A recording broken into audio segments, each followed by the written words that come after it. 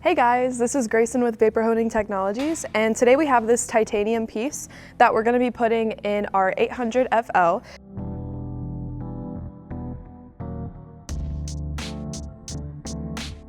This is filled with glass bead right now, and we're gonna see what kind of finish that this part can get and if it can clean up this part back to a like new finish. So as I'm blasting this piece, I'm noticing that all of that white stuff that was on this piece is just coming right off. All of the little stains and everything are coming off very easy, and this part is starting to look really good. So after pulling this piece out of the machine, just looking at it, it looks really, really shiny. It's soft to the touch, the finish is really nice, and it's almost reflective, which is really cool. If you're wondering how titanium parts look after blasting with glass bead, this is exactly what you're gonna get.